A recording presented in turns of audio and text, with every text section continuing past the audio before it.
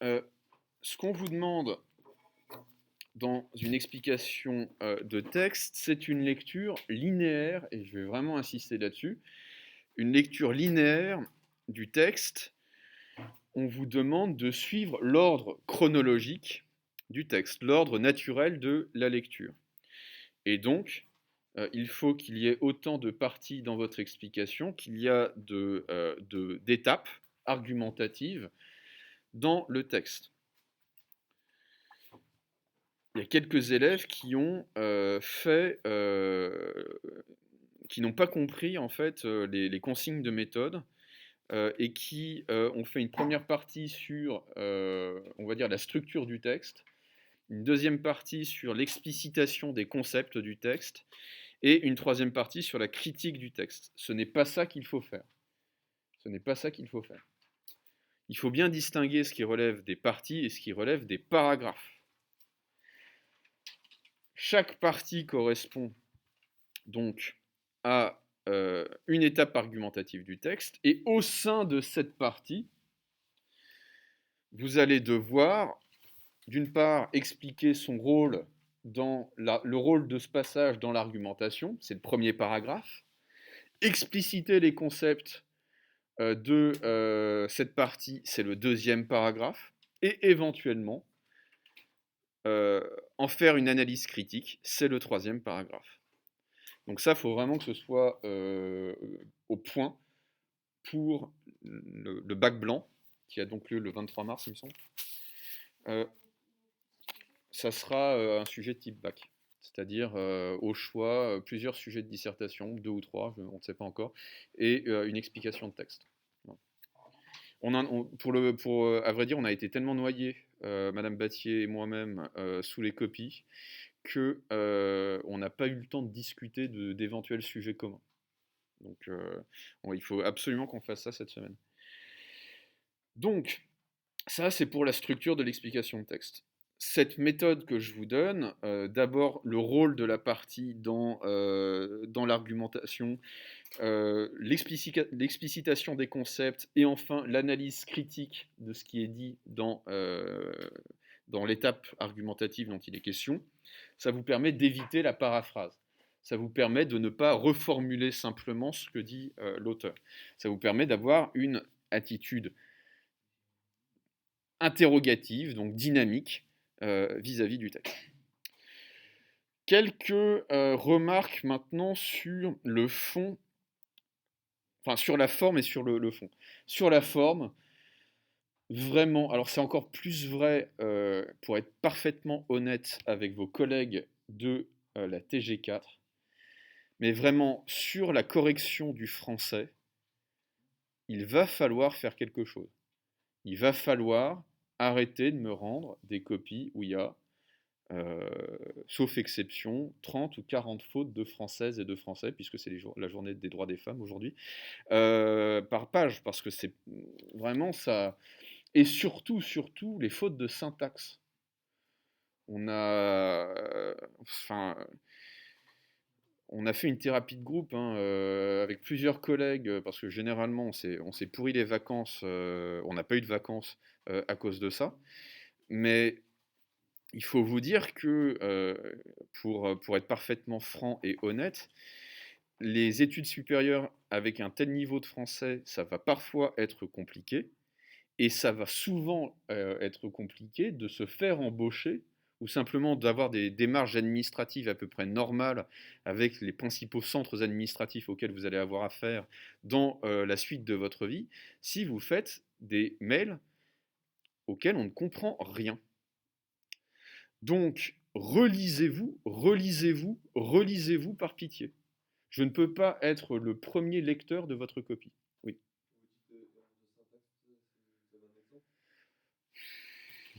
Oh oui.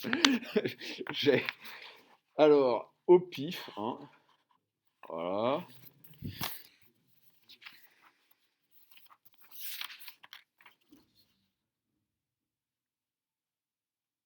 L'Antiquité dans ses philosophes, c'est-à-dire sans tirer l'ancienneté dans les philosophes de l'Antiquité, point. Voilà. Et ça, c'est pas une mauvaise copie, hein.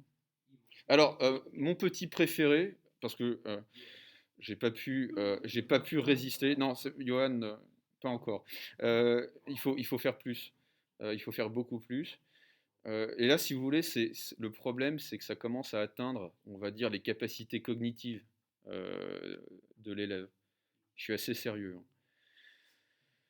L'instinct est donné par mère nature pour permettre aux animaux de subvenir à besoins primaires, mais par conséquent, ils ne comprennent pas pourquoi le savoir est ancré en eux. Pas pourquoi, virgule, le savoir est ancré en eux. Je pense qu'il y a une virgule en trop. En revanche, la raison permet de définir les causants et les aboutissants. Donc je pense qu'il a voulu dire les tenants et les aboutissants, les causants et aboutissants d'une action, et d'en extraire le principe fondamental avec un E, entre parenthèses majuscules. Par exemple, si un être doté de raison voit une figure géométrique fermée dont la somme des angles fait 180 degrés, point, il en déduira que c'est un rectangle. Spé mat, hein. Vous voyez le problème? Oui, non, c'est pas horrible. Effectivement, un rectangle avec 180 degrés, c'est pas mal. Ouais. Il n'est pas encore assez cuit, si vous voulez, le rectangle à 180 degrés. Il en faut? Oui. 90? Oui, donc. Merci. Merci, Johan. Un point en plus. Non, je rigole. Non, mais quand même. Quand même. Oui. Non, mais ça, si vous voulez, c'est une copie. J'ai mis 1 heure à m'en remettre. J'ai été pris d'une crise de fou rire hystérique à la Joker. Un petit shot de whisky plus tard, ça allait quand même beaucoup mieux. Mais vous allez m'abîmer si vous voulez. J'ai 32 ans, il me reste encore 35 ans à tirer dans cette vénérable institution de l'éducation nationale. Je ne sais pas ce que vos successeurs vont pouvoir me pondre plus tard, dans 20 ans. Probablement que la somme des angles d'un rectangle aura encore changé. Mais va falloir vous calmer, quoi. Va falloir faire quelque chose. Donc, évidemment, toutes les copines ne sont pas de cet acabit. Mais vous comprenez que si vous ne parvenez pas à construire une phrase, vous ne parvenez pas à construire une pensée. Ça, c'est fondamental. Donc, sujet, verbe, complément, relisez-vous, hein, et vous arrivez à faire des fautes d'orthographe vraiment grossières alors que c'est tapé, quoi. Sur le nom de famille de Blaise Pascal. C'est écrit dessus, si vous voulez. Ça, c'est pas possible. C'est vraiment pas possible. Donc, je demanderai à Madame Battier d'être absolument impitoyable sur ça, au bac blanc, parce que franchement, c'est déprimant, quoi. C'est vraiment déprimant. Vous avez compris, j'ai vraiment passé de bonnes vacances. Je suis revenu. Pourtant, je m'étais dit, il faut que tu sois de bonne humeur et tout, sinon ça va être dur là. Pour vous, non, mais si vous voulez, je me suis tapé toutes les copies de TG4 et toutes les copies de STI. Alors, les STI, c'est le festival, si vous voulez, c'est la Coupe du Monde de la faute de syntaxe. Je vous jure, hein, c'est. Bref, bref, bref. Voilà, je suis calme. On attaque les questions de fond. Il y a quelques élèves qui n'avaient pas vu ma vidéo sur YouTube. Peut-être y en a-t-il encore. Peut-être y en a-t-il encore parmi vous, parmi les copies que je n'ai pas encore corrigées, je ne sais pas. Oui, voilà, Eva. Merci Eva. Il y a quelques élèves qui n'ont pas regardé la vidéo YouTube que j'ai consacrée à la question de l'explication de texte. Ah bon? Ça ne se voit pas. Dès l'intro. Il y a quelques copies qui ont identifié le sujet, le cœur du texte, comme étant l'opposition entre l'homme et l'animal. Caramba, encore raté. Okay, ce n'est pas le cœur du texte. Ce n'est pas du tout le cœur du texte. C'est dommage. Mais vraiment, enfin, les vidéos sur YouTube, là aussi, un petit coup de gueule quand même. Je ne les poste pas pour rien, vraiment. Je les poste pour vous aider. Vous pouvez mettre, vu le rythme auquel je parle, d'habitude, vous pouvez mettre ça en vitesse x2. Ça prend 20 minutes à regarder. Vous pouvez le faire, oui. Oui, mais oui, bah c'était pas ça. Non, c'était pas ça. Donc je le redis, le cœur du texte, ce n'est pas la question de l'opposition entre l'homme et l'animal, entre l'instinct animal et la raison humaine. Le cœur du texte, c'est le problème de l'autorité dans les sciences. Okay. C'est la question de savoir qui des anciens ou des modernes détiennent ou détient l'autorité scientifique. Premier problème, est-ce que c'est une bonne idée de mélanger le thème de l'autorité et le thème de la science? Et deuxième problème, s'il faut penser ce que c'est qu'une autorité scientifique, de quel côté faut-il aller la chercher? En comprenant ça, vous comprenez que... Alors, il y a une ou deux copies, il me semble que c'est d'ailleurs plus en TG4 qu'en TG3 que ça a été vu. Il y a une ou deux copies qui m'ont dit que parler de l'instinct animal, c'était au fond un prétexte ou une méthode détournée pour parler de la question du préjugé dans les sciences. La question de l'antériorité du préjugé venu de l'Antiquité dans les sciences. Et ben, c'était vachement bien vu, effectivement. Pourquoi? Parce que si vous lisez de très près le texte, vous allez retrouver des analyses qui vont être faites un peu plus d'un siècle plus tard par Edmund Burke sur le préjugé, justement. Alors Burke se réjouit du préjugé, il trouve ça très très bien. Mais Burke va dire, bah, au fond, un préjugé, ça permet de ne pas raisonner, ça permet de ne pas réfléchir, ça permet de réagir à une situation qui sera traitée, alors qu'elle est nouvelle, comme habituelle. C'est à ça que sert le préjugé. Et c'est, grosso modo, le fonctionnement de l'instinct tel qu'il est décrit dans la préface pour un traité du vide. Okay. Alors, ça c'est le défaut principal des copies qui vont se retrouver dans des positions un petit peu compliquées.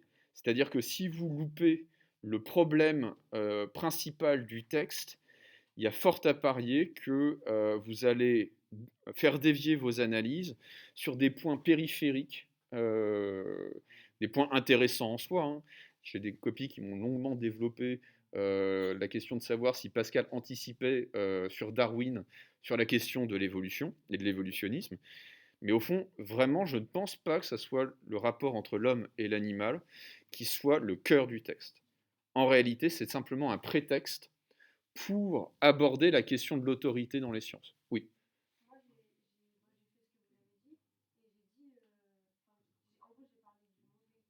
Oui, d'accord. Johan.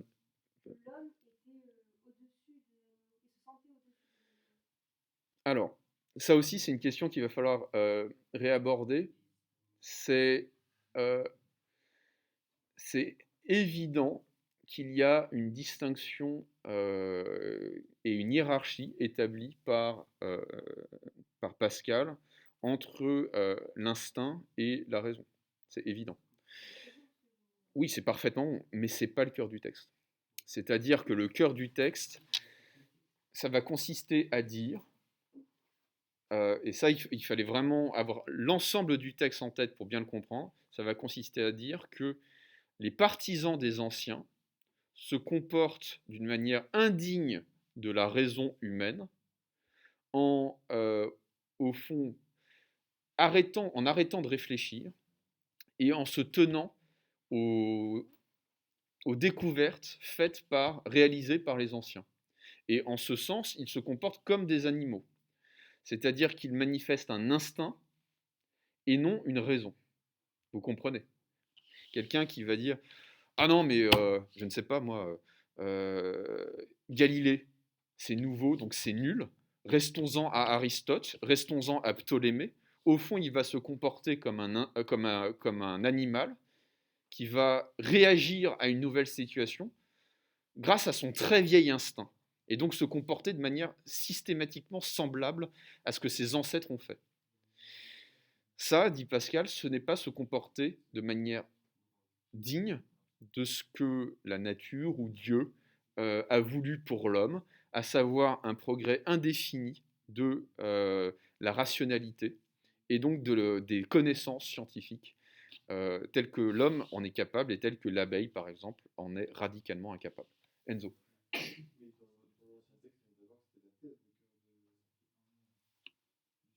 Oui, le cœur du texte, la l'ancienne explication de texte. C'est 1000. Le cœur du texte, c'est on pourrait dire que c'est la thèse. Mais la thèse et le problème, vous comprenez qu'elles sont intimement liées, puisque la thèse, c'est la réponse au problème.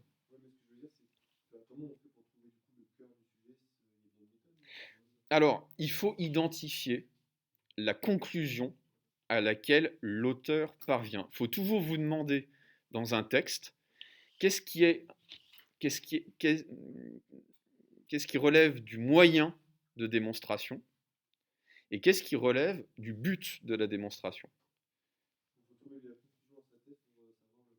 Oui, faut trouver la thèse pour ensuite trouver le problème. La thèse est une réponse. Si vous avez trouvé la réponse, hein, comme on dit dans la folie des grands, comme De Funès dit dans La folie des grandeurs, bah, la question ne doit pas être très très loin. À partir du moment où vous avez trouvé une réponse, vous allez pouvoir remonter facilement au problème. J'ai utilisé plusieurs fois cette analogie. C'est comme si le texte disait il fait beau. Trouver le problème, c'est trouver la question quel temps fait-il. Okay. Et comme ça, vous allez vous rendre compte que le cœur du problème, c'était ici le dernier paragraphe. On a tort, de mémoire, hein, on a tort de respecter l'ancienneté des auteurs de l'Antiquité, ou plutôt l'autorité des auteurs de l'Antiquité, au prétexte qu'ils seraient plus anciens que nous. En réalité, ce sont les modernes qui, bénéficiant de toute l'expérience des anciens, sont plus anciens que les anciens. Ils sont plus vieux parce qu'ils sont plus avancés sur le chemin de la connaissance que les anciens. À partir de ce moment-là, vous vous rendez compte que la thèse du texte, c'est l'articulation entre ancienneté et modernité. Donc la question de l'animal, elle est secondaire. La question de la comparaison entre la raison humaine et l'instinct animal, c'est pas le cœur du texte. Vous comprenez? Voilà. Donc, toujours vous demandez, comme dans une dissertation, au fond, je vous avais dit, quand on n'a pas le temps de corriger à fond une dissertation, on regarde l'intro, on regarde la conclu. L'intro, c'est le point de départ, la conclusion, c'est le point d'arrivée. Une fois qu'on s'est fait une idée du point d'arrivée, au fond, on va pouvoir s'intéresser aux briques qui vont permettre, ou plutôt aux échelons qui vont permettre d'y arriver, de parvenir à cette conclusion. Bah là, c'est pareil, au fond. Dans un texte, il faut toujours vous demander ce que l'auteur veut montrer, c'est-à-dire la conclusion de son raisonnement. 90% des cas, la thèse se trouve à la fin du texte. Jamais au milieu, quasiment jamais au milieu. Parfois, c'est au début. Donc, on affirme quelque chose et ensuite on le démontre. Mais souvent, on montre un point, on montre un point, on montre un troisième point, et on arrive à une conclusion.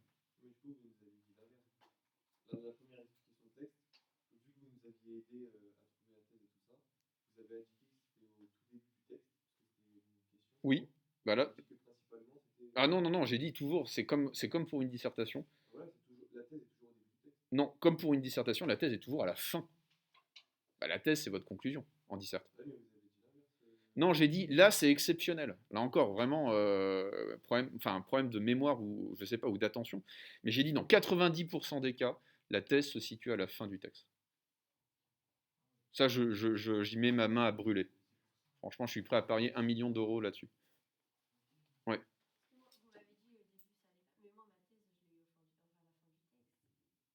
Ouais.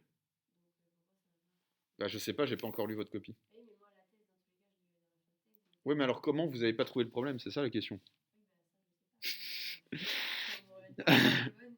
Bah, vous vous rendez compte que si la question correspond pas, nous nous demanderons donc quelles sont les différences entre l'homme et l'animal. Est-ce... Et alors, la thèse, vous l'avez pas trouvée.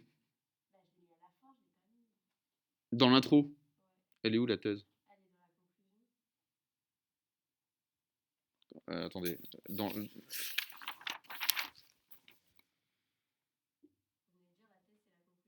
Non, je viens de dire que la thèse de l'auteur, ça correspond à la conclusion d'une dissertation. Dans votre conclusion. C'est pas ce que je veux dire. Vous comprenez? La thèse de l'auteur se trouve le plus souvent à la fin du texte. Okay, c'est-à-dire dans ce qui correspond à la conclusion de son raisonnement. Mais je vous demande, ça aussi, méthode de l'explication de texte que j'ai faite et que j'ai refaite et que j'ai refaite, je vous demande d'identifier la thèse dans l'introduction, dans votre introduction à vous. Vous comprenez? Dans une introduction d'explication de texte, il faut identifier le thème du texte, la thèse de l'auteur, le problème auquel il répond, et le plan du texte qui est la structure argumentative du texte. Pardon. Oui, Johan. Ouais, c'est ça. On voit, vous pouvez lire la première phrase parce que c'est ça. On voit bien avec combien d'injustice, quelque chose comme ça. Ouais. Voilà, c'est ça la thèse.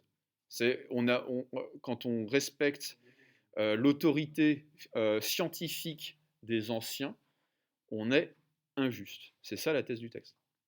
Okay, alors, ça c'était l'enjeu principal, si vous voulez, des copies qui sont un peu foirées, ou qui vont se foirer. Le point qui n'a pas été bien, forcément bien compris, c'est donc le premier paragraphe du texte. Que nous dit... Donc il y a deux points qui n'ont pas été très très bien compris. Le premier point concerne le concept d'évolution. Il y a beaucoup de copies qui me disent, pour Pascal, les animaux n'évoluent pas. C'est faux. Pour Pascal, on pourrait même dire que c'est ça qui est prodigieux. Pour Pascal, les animaux évoluent au sens darwinien du terme. Vous n'avez pas lu le même texte, effectivement. Ou alors vous n'avez pas lu Darwin. Parce que qu'est-ce que ça veut dire l'évolution pour Darwin? L'évolution dans le règne animal, ce sont des changements qui sont purement passifs. Qui sont passifs. C'est-à-dire que chez Darwin, l'animal évolue de manière aléatoire. Il y a des mutations, si vous voulez, qu'on appelle déjà génétiques. Et surtout, il va subir des transformations liées à son environnement, ou plutôt, il va proliférer à partir d'une mutation et en fonction d'un changement environnemental. Pour le dire encore autrement,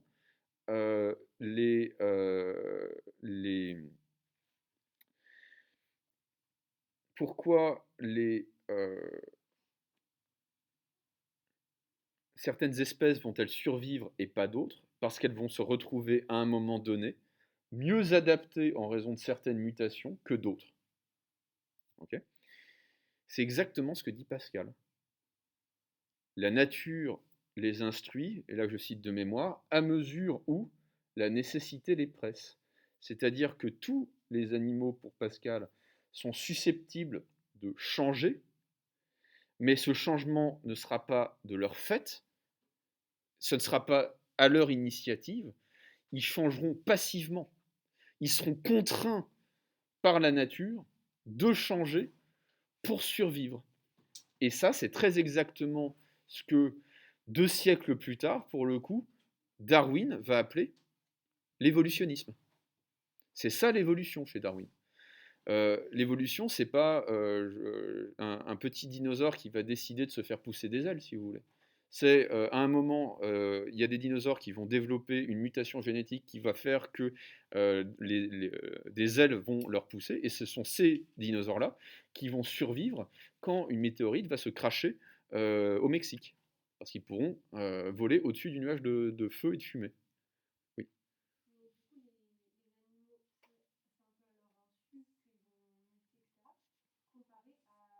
Exactement. C'est-à-dire que il faut bien comprendre que Pascal ne dit pas que les animaux ne changent pas. Pascal ne dit pas que les animaux ne changent pas, il dit quand ils changent, c'est de manière passive. Okay. Alors que quand les hommes changent, c'est de manière active. C'est la différence entre l'évolution et le progrès. L'évolution est passive, le progrès est actif. Alors, deuxième point qui n'a pas bien été compris dans la première partie du texte, c'est que, alors ça a été parfois vu, parfois pas vu, c'est que parler des animaux, donc on revient à ce que j'avais dit tout à l'heure, parler des animaux n'est au fond qu'une manière détournée de parler des anciens, ou plutôt de parler des partisans des anciens, devrais-je dire. Pourquoi Pascal, ça c'est, vous voulez, quand vous lisez la fin du texte, justement, vous avez du mal à comprendre le début, pourquoi Pascal parle-t-il des animaux et de l'instinct animal au début du texte? On ne le comprend qu'en ayant lu tout le texte, et il n'en parle que pour montrer que les partisans des anciens, ceux qui s'accrochent au passé, se comportent au fond comme toutes les espèces animales autres que l'homme, et donc se comportent d'une manière indigne de l'être humain.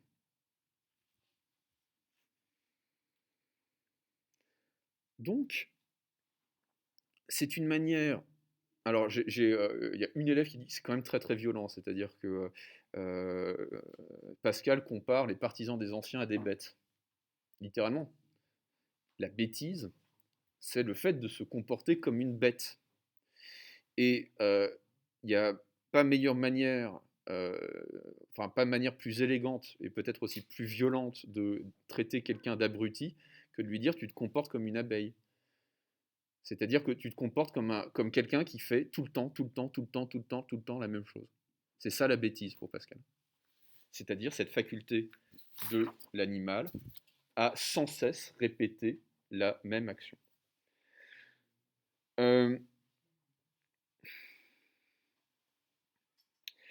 Il y a peut-être, alors je fais l'articulation entre le premier paragraphe et le deuxième paragraphe, il y a un point qui n'a pas été soulevé, il me semble, par aucune copie d'ailleurs. Il y a un point qui n'a pas été soulevé par, par mes élèves de TG4 comme de TG3, c'est qu'il y a une sorte de parallélisme entre, plutôt de symétrie, c'est-à-dire d'opposition, entre les animaux et les êtres humains, entre l'instinct animal et la raison humaine. C'est que l'instinct animal, il est intégralement déterminé, c'est-à-dire qu'il a un but qui est extraordinairement précis et borné et limité. Ouais. Mais ce qui fait la différence avec l'homme, c'est que l'animal n'a pas conscience du caractère final, du caractère de but, en fait, de l'instinct. Donc, l'instinct a un but. L'instinct, on pourrait même dire que c'est un but, mais l'animal n'a pas conscience de ce but. Okay. La forme hexagonale des ruches, des alvéoles des ruches, des abeilles, remplit une fonction, mais l'abeille n'a pas conscience de cette fonction. Alors que, c'est ça qui est marrant, l'être humain est le seul être capable de se représenter des buts, c'est le seul être capable de se représenter des fins, et la raison n'a pas de fin. La raison n'a pas de but. La raison est sans finalité. Donc vous comprenez, c'est exactement ce qu'on pourrait appeler une symétrie. L'instinct a un but, la raison n'en a pas. L'animal n'a pas conscience de ce but. L'être humain est le seul être capable de se représenter des buts et des fins. Donc, c'est littéralement, l'animal est le miroir de l'homme, au sens où tout ce qu'il fait, l'homme le fait à l'envers.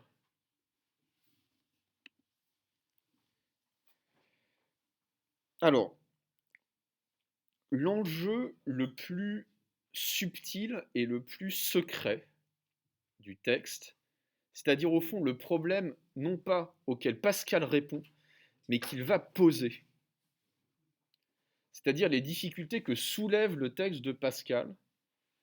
Il y a une ou deux copies qui l'ont entreaperçu, mais la plupart des copies ne l'ont pas vu. Que nous dit Pascal? Pascal nous dit qu'il est injuste de respecter l'Antiquité dans ses philosophes, c'est-à-dire de respecter les philosophes de l'Antiquité au prétexte qu'ils seraient plus anciens, parce qu'en réalité, les plus anciens, c'est nous.